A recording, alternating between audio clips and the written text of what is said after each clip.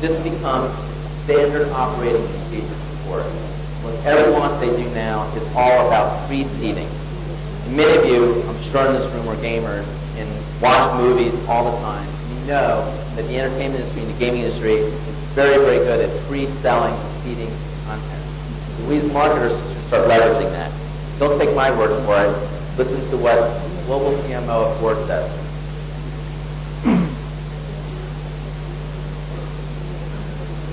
Well, one of the real benefits of our emphasis on social media is the dramatic efficiency we've seen. And it's kind of, in maybe an unexpected way, what happens is by launching the vehicle early and getting people involved in talking about the new global focus or the new Fiesta in the U.S. before it goes on sale, we can lower the amount of traditional advertising we do after the vehicle goes on sale. And that's where really the massive cost savings have been. To give you an example, in the Fiesta movement, we had higher unaided nameplate awareness than Fit or Yaris. And we spent 10 cents on the dollar than a traditional, TV ad campaign. So by starting earlier, using social media to spread the word about the new product, we're really reducing the amount of traditional advertising we have to spend. So I think it's quite interesting to see that example from Mr. Farley because they're really truly understanding how to use social media. It's not that they're not spending in paid media. They're leveraging social and the consumer behavior and seeding it. And by the way, I'm sure the search guys could tell you, Google will tell you how important it is to pre-seed your campaign so it can actually sit out and be found by search engines.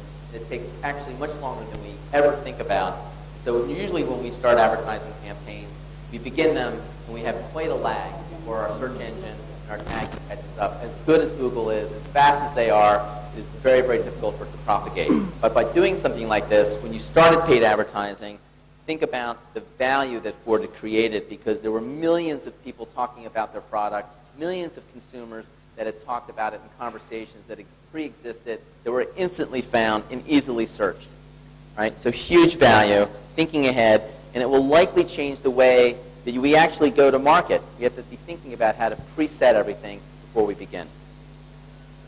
So BP, another client of ours at GroupM, and if you're aware of what's occurred recently in the Gulf, and this headline I know is quite a Western, especially an American statement about the deer have guns, and what it means is that consumers are now armed, right? They have the power, right? And in this case, we think about brands who are ill prepared for what lies ahead. And all the manufacturers and all the brands out there, whether you're a country or whether you're a global conglomerate or you're a regional manufacturer, it's really important that you think about the voice that consumers have, both positive and negative, about your brands. You must think about the authenticity of your messaging. How real is it?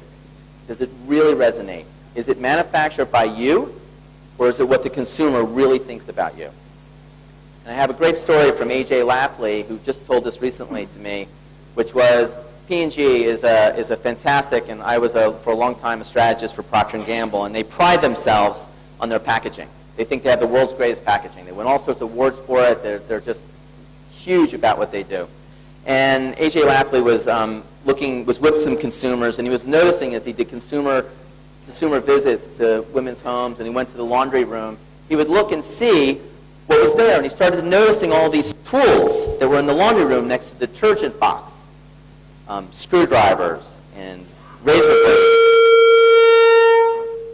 and scissors and things like that. And it was very clear that women didn't want to break their nails opening this fantastic packaging that they had built. They had lost the view of what consumers really thought and how they really behaved. And here they thought themselves as completely consumer-centric. And if you've looked at P&G since A.G. Lafley took over, they made a big decision within their company to go very consumer-centric. And that was one of the experiences that the global chairman had about we really don't understand the consumer. We must get closer. We must listen to them. And they've really changed the way they think about most of their advertising and the way they're moving forward. So we also need to think about buzz, and I know everybody tries to get in social media and do this, but it's not just about buzz, it's the right kind of word of mouth. And again, this reflects, we're looking for maybe not huge amount of content, but are the right people talking about us. And our job is really to amplify those conversations that we want people to tell about our brands. And it really is about a new era of customer care.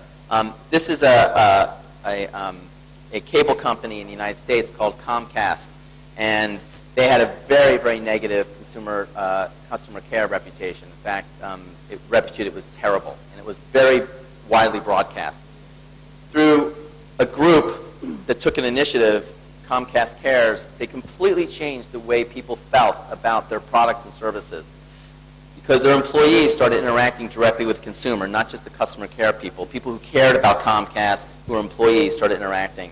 And in this case, this guy Frank Ellison, who I popped up here, he's just the customer care guy, and he has 44,000 followers himself, and he's just an anonymous customer care guy, right? And so really interesting about how your employees and your people in your companies can actually play a big role. Lots of companies who are encouraging that, and certainly it's the way forward. You need to think about Facebook as one example, and in this case, 3 billion people a day click on the like button. That is a massive amount of people reviewing. We think it's very difficult to review, people typing in things. That's usually how we think about people reviewing, but it's become so easy, and the consumer behavior is changing, that just clicking on a like button is, in fact, a statement whether you are encouraging a product or a service or an experience that you like. 3 billion people. And that number is small and only growing rapidly every day. And we're going to find this applying itself to lots of other social media and lots of other communications. We're already seeing it explode all over the place. So think about this. It's also all about reviews. It's really interesting, as you saw that blank video, how important the experience was post-purchase. And I wonder how many people in here that run advertising and marketing spend a considerable amount of attention on that post-purchase experience, because that's probably one of the most critical moments, especially to leverage social media, is I bought your product, I really like it. Are you helping me tell others about it? And if you're not, you're missing a huge opportunity for marketing, because I've just bought it. I'm an advocate. For a moment, I'm really proud of the decision I made, and I want to tell others about it. How easy are you making it for me to do that? The easier you make it do it, the better your marketing is going to be, and the more people are going to find you and hear about you. So 73% of the consumers in some way review products. So it's really important that we think about that. This is an example for Lux Soap. I mean, huge amount of reviews. When you look at this, it's always surprising. I'm sure Anand will tell you about this too, but it's always surprising to me that our clients really don't think about what people are saying about them. They're sort of more of, if you would, are ostriches with their heads in the ground, who sort of say, I don't really want to know. But the fact is that everybody's talking about your brands. They're really speaking about them. This is just a review for, this is on soap. We're not talking about a high interest category, but people do want to talk about it. In fact, there's a whole bunch of just videos about people reviewing and posting videos and their reviews of Lux Soap. And I just use this as an example because across the board, you're going to find people who are really talking about it and interested in telling others. We need to think about real time. And this whole idea of value exchange and what happens is all about fast-moving data and slow-moving data. But we must understand that the days of waiting 3 months or 2 months or a week, sometimes even a day, could be too late. And that we must be much faster about what we do and how we think about data and how we use it. So those who are really using data and capturing this information will have a competitive advantage. And we have some painful experiences ourselves about brands who are just not aware of even what their just competitors are doing, much less what they're doing. So I encourage you all to think about that. Think about engagement. This is a great case study out of China for Lipton tea. And this is another great intersection of social media and culture coming together in one place.